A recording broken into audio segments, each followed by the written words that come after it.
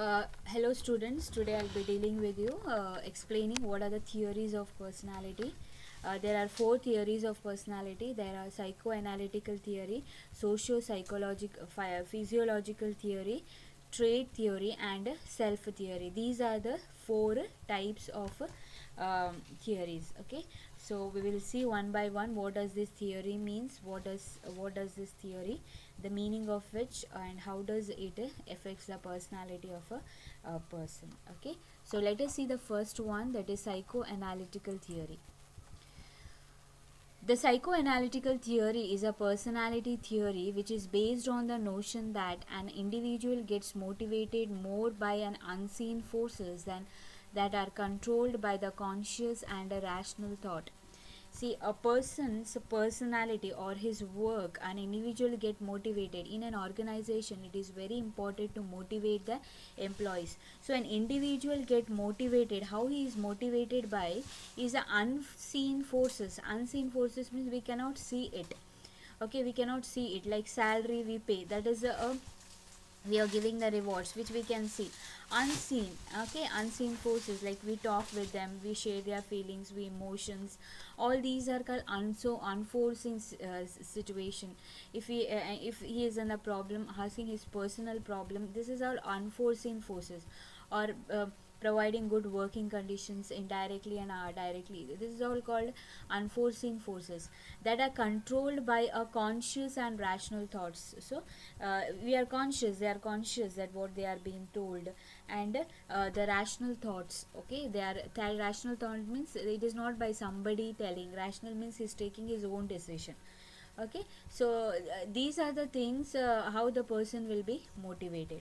Now this theory, psychoanalytical theory, was given by, is closely related to the Sigmund Freud. Sigmund Freud, he has given his theory closely related to psychoanalytical theory. According to him, the human behavior formed through an interaction between three components of mind, that is id, ego and superego.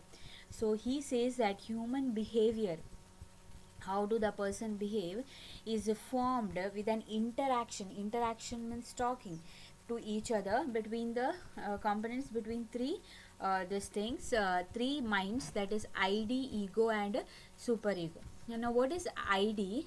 Id is a primitive part of the mind that seeks immediate gratification of biological and instinctual need. Okay, the biological need are the physical need, and while the instinct needs are the natural and unlearned needs, such as hunger, thirst, etc. The ID is an unconscious part of the mind that act instantly and without giving much thought to what is right and what is wrong. Okay, now what is the meaning of ID is, the person, as a person's mind reacts immediately, whether it is a biological need or physical needs. Like if you feel hunger, what do? You immediately go and search for the food and eat it. Okay, so that is id. If somebody beats you, you if somebody is standing in your to their back and beats you, you just turn and see who is, you just turn your head and want to see who is that. Okay, so nobody is instructing you to turn and see. Okay, so that is immediate reaction, that is what it is called as biological and physical needs, that is natural and unlearned needs. It be a thunder, if you are feeling thirsty. Okay, if you feel thirsty, you go and search for the water. Okay, so nobody has told you that it is the you need a water. Okay, it is automatic reaction that I feel thirsty, so I should drink water. Okay, so it is an unconscious part of the mind that act instantaneously without giving much thought. You don't think whether it is right or wrong, you just react. You are thirsty, you drink the water.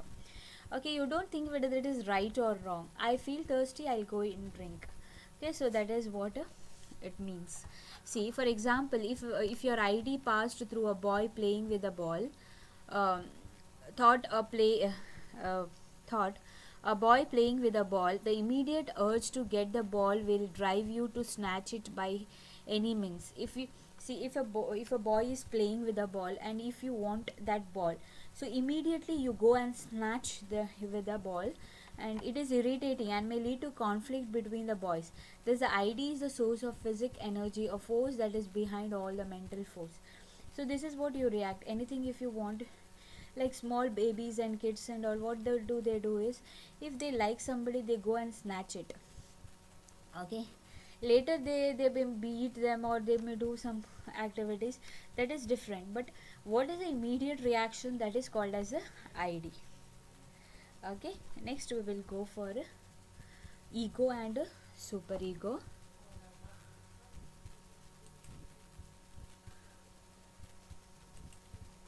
Superego is related to social and moral values that an individual inculcate as he matures.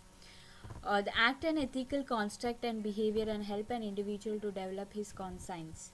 As an individual grow in the society, he learn the cultural values and the norms of the society, which help him to differentiate between right and wrong. Super ego is nothing but the values he learned. Okay, the which is being taught up by their parents, or their culture, their traditions, their individual maturity makes them to learn that. It acts an ethical constraints or behavior and help an individual to develop his conscience, and help an individual how to develop himself and his conscience. As the individual grow in the society, he learns the cultural values and the norms of the society, which help to differentiate what is right. So as your parents have taught you how to behave, how to respect, how what is right, what is wrong, so immediately you take that along with you when you grow up. Okay, so that is called a super ego, and which you makes you to differentiate what is right and what is wrong. Okay, for example, if the superego passed by the boy playing with a ball, it would not snatch it. It would be know that snatching is bad and may lead to quarrel. The superego acts as constant on your behavior and guides you to follow the right path. But if the ID is a stranger than superego, you will definitely snatch the ball by the any means. See, in the superego, the same example, the boy is playing with a ball, so the ID is what you need it, so you go and snatch it. But super ego says that you don't go and snatch it. Instead of that, what you will do is you will go and ask with him to share a ball with him, because if you snatch, there will be a quarrel. Okay, so this guides the behavior for a right path. That is super ego. Next we will go for ego. Ego is a logical and conscious part of the mind which is associated with reality, um, a principle. This means it balances the need of an ID superego in the context of real life situation.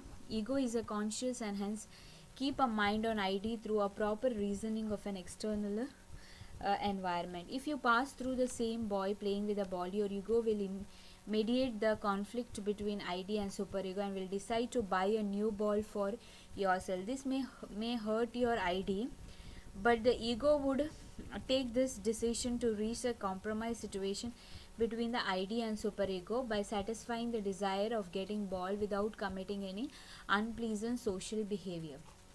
Ego is a conscious mind. Conscious means you think before you do anything. A logical conscious mind which says you what is right and what is wrong. Okay, so it gives to take a proper decision, proper reasoning, what would be the decision. Like ego, if a boy is playing, you ID, you go and snatch it and there will be a quarrel. A super ego says that you can it gives you a values that you should not snatch it, rather than if you snatch, there will be a quarrel. But ego thinks that if the boy is playing, to compromise this, he will decide to buy a new ball so that he can satisfy his desire. There will not be snatching also, there will not be any asking of a ball with them. He will be having his own new ball for himself. Okay, so this may turn the ID, but the ego will take his decision to reach the compromise between the ID and the superego for satisfying the desire of getting a ball without committing any unpleasant social behavior. Okay, next we will go as a psychological theory. Socio psychological theory. Now let us see what is this socio psychological theory. So Socio-psychological theory asserts that individual and societies are interlinked. They say that there is a relationship between the individual and the society. This means an individual strives to meet his need of this need of the society, and the society helps himself to attain his goals. Individual strives. See, society means a group of people you live with them. You cannot do anything by you. You need your parents, friends, relatives, etc.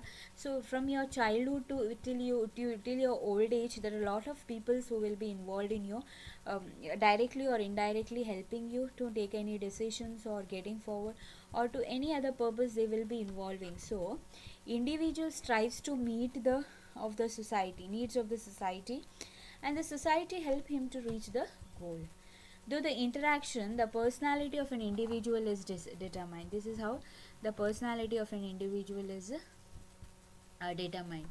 The socio-psychological theory is contribution of Alder Horney, Forman, Sullivan. This theory is also known as Neo-Friedian theory because it is from Freud, a psychoanalytical theory in the following aspects. So this is different from that aspect. So let us see what is that difference. According to this theory, the social variables are not biological instinct, are the important determinants in shaping the individual personality. According to him, it is not a biological. Biological means when you born. When you are born itself, there are certain qualities will be there. That is hereditary. Okay, family. Uh, he says that it is social variable. Social. What do the society teach you? What do the society inculcate you? That determines a person's individual personality. It is not a biological instinct. Here, the motivation is conscious. An individual knows what are his needs and wants to, and what kind of behavior is required to meet these needs.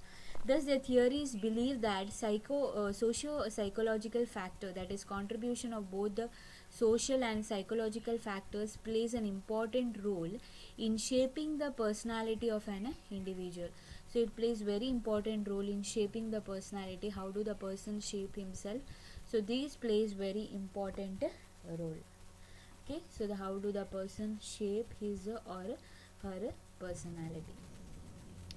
In the society from where the individual inculcate the culture, values and social norms which help him shaping his personality and influences his behavior according to the external situation. Okay, so what is external situation? It is a individual who knows what is his needs and what kind of behavior is required to meet his needs. So he knows that what he wants and what are the things needed to meet his behavior. For this psychoanalytical theory, both social and psychological factors plays an important role. Social in the sense family, society, wealth and religion. Sociological factors in the sense feeling, thoughts and beliefs plays very important role for the person's personality of an individual.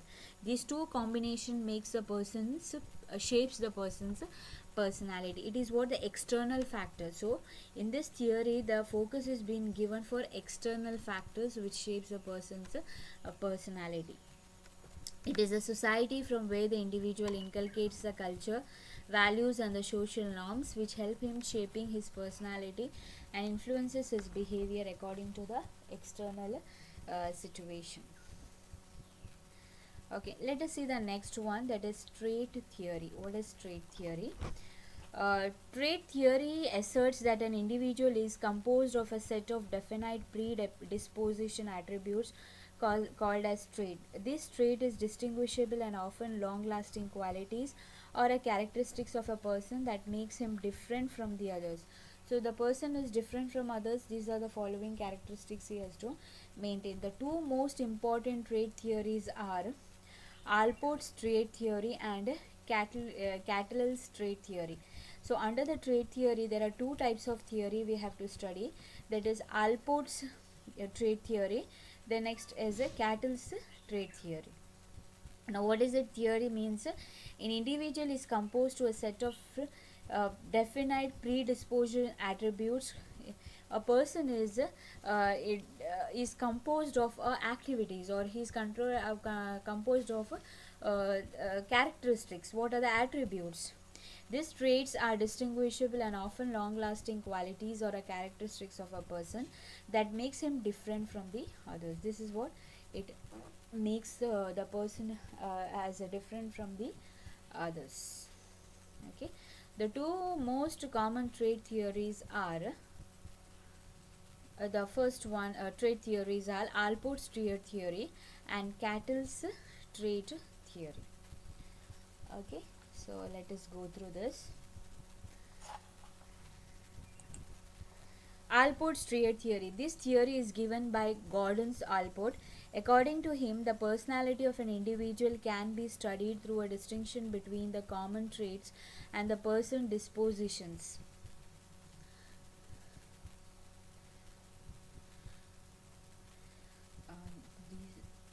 The common traits are used to compare the people of the grounds of six values such as religions, um, economic, social, aesthetic, and theoretical. But besides the common traits, there are persons' dispositions which are unique and classified as follows. So, according to this Alport theory, what does he say that? Says that the personality of an individual can be studied through distinctive between common traits and personal dispositions. See, some are the traits is nothing but the characteristics. What a person's characteristics are different. Some are common, some are his personal.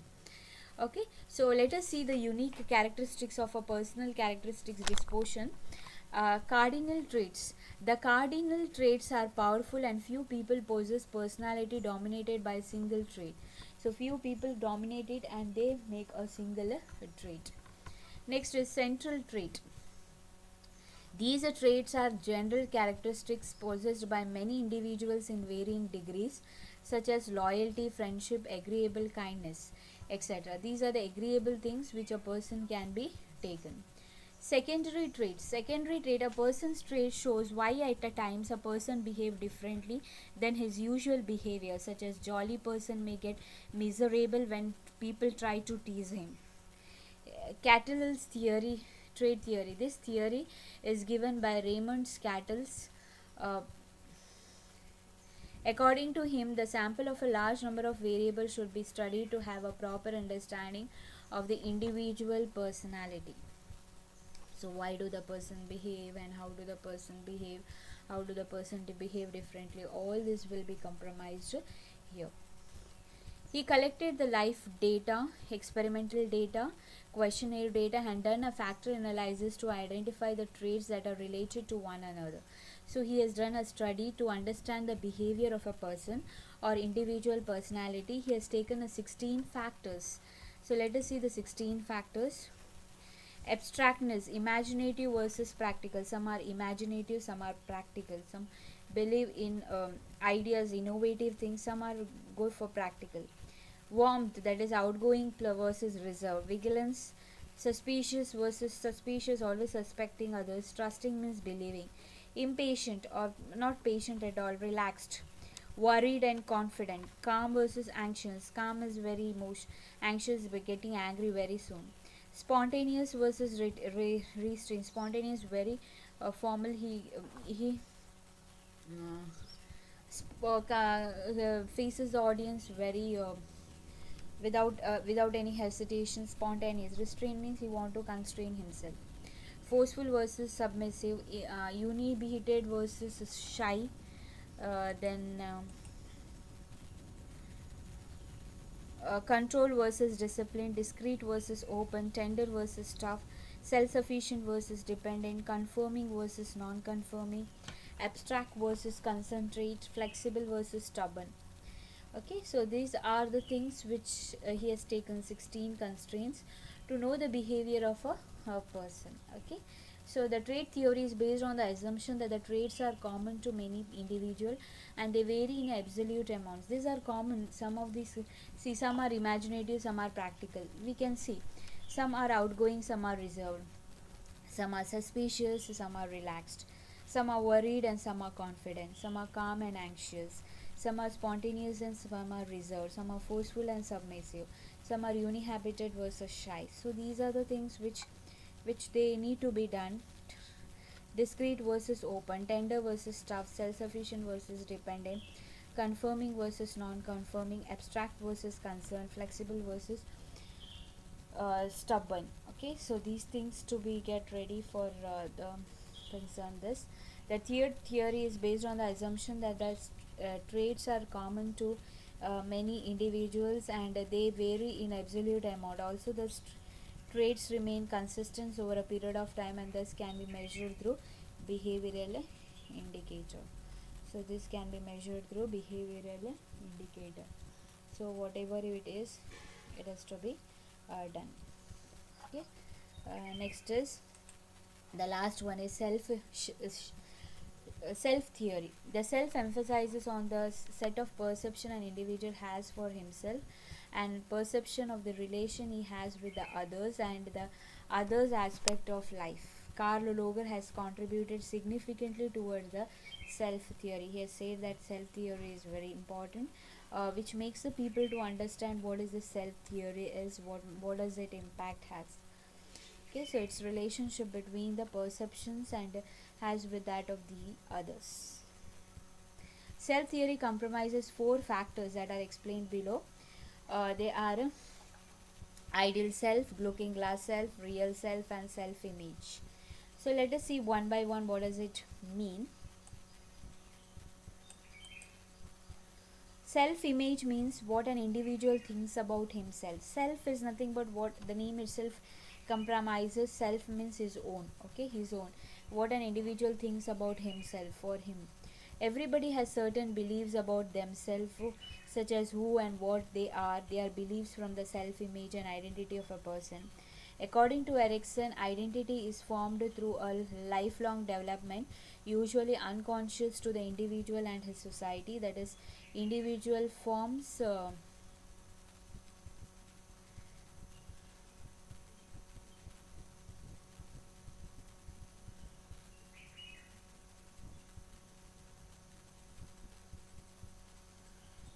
perception about unconscious according to the social circumstances.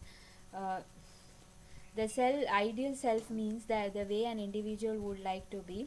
It is uh, it is very much different from the self image, and it shows the ideal position perceived by an individual, whereas the self image is a reality that an individual perceives.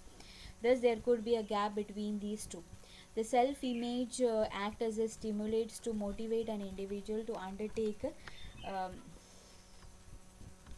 those activities that are compliance with the characteristics of his ideal self. Now what is this self image means? Self image means what the individual thinks about himself. Somebody, you might have the activities to write your strength, weakness, etc. So this is the what the person's self identity, what he thinks about him. Ideal self means the way an individual would like to be. See, you would have a role model, you want to be like him or like her, or you want to become like this, some perspective will be there. So it is very much different from self image, that is shown ideal position perceived by an individual, whereas a self image is a reality. See, ideal image is what he wants to be, but self image is what he is actually, his reality. Thus there could be a gap between, yeah, there will be of course the gap between self image and ideal image. So you want to be like Abdul Kalam, or you want to be like Gandhi ji, or you would be like to become a some of the other personality if you want to compare, but you are not like him, but you want to be. So your personality is entirely different from that of that others. So there will be a gap between these two. So self image and ideal image, there is a gap. Next, looking glass self means an individual perception of how others are perceiving his quality or feeling about him. Looking glass self means what the others are thinking about you. Okay, what others are thinking about you. Okay, your friend, the person who is sitting next to you, your close friends, what he thinks about you, your qualities. It is a perception of others perception. You think that that person is thinking about me in such a way. Okay, what the your close friend, what does he thinks about you, your qualities, what kind of person you are. So that is the perception of others perception. what perceived by others, not yourself, and not to see what actually you are. They may not see actually what you are, but they will be having some kind, like if some name is called upon, yeah, yeah, I remember he was like that. Okay, so that image comes automatic, that is looking glass self, or you think that that person is thinking about you in such a way. Okay, that is the looking glass self. Next is real self. Real self is what others show you with respect to your self image. What others shows you. Okay, what others shows you when you meet the person, how do they greet you, how do they talk to you, how do they behave with you, how do they respond with you. All these are real self. An individual self image is confirmed when other responses to him and share their beliefs or perception about what they actually feel about him. This is taken as feedback from the environment and helps an individual to adjust his self image accordingly and in line with the curse he received. So, according to the Carl Rogers self theory, is composed of several perceptions. Okay, I and me, and the perception relationship of I and me. Self is nothing but contained of himself. Ideal self is what he wants to be. Looking self and others perceive him. Real self means what, how do the others respect his self image. So this is what about a self theory. So today I have discussed with you the all the four theories of personality: psychoanalytical theory, social psychological theory, trait theory, and self theory. Thank you.